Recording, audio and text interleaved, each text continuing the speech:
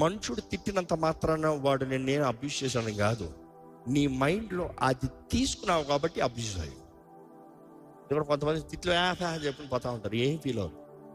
కానీ నువ్వంటే అమ్మ నన్ను నన్ను నన్ను అంటే you're entertaining, your open door. వస్తాడు, నేను వస్తాను, దానికి సపోర్ట్ ఇస్తాను. Simple. So everything that you open a door, the devil will enter. And there are entities. ఒకడు వచ్చినప్పుడు ఒకడు కాదు, these are the stronghold లాగా. ఒకడు వచ్చేటప్పుడు 10 మందిని తెచ్చేస్తాడు. ఒక్కడు వచ్చేటప్పుడు ఒకటి ద్వారా నీ జీవితం ఒకటి తర్వాత వాడు గర్వం వస్తే చాలు, మిగతా వాళ్ళు పార్ట్నర్స్ ఉంటారు, వాళ్ళ ఎంటిటీస్ వస్తారు.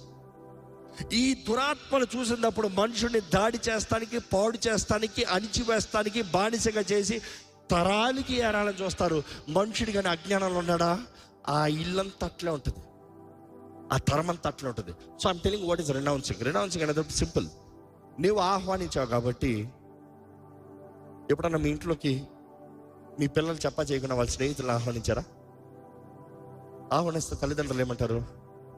నేరిగిపోయి ఆ పిల్లలు బయటికి పండరా అంటారా? పిల్లలను అడుగుపిస్తారు. ఎవడికి చెప్పి తీసుకొచ్చావు? పంపించేవాళ్ళని.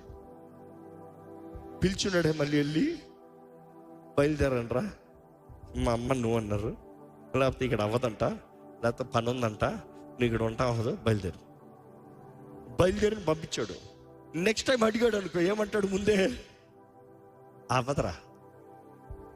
నీ జీవితంలోకి నీ హృదయంలో నువ్వు ఆహ్వానించావు, నువ్వు చెప్పాలి. వాడు పోనని చెప్తాను లేదు.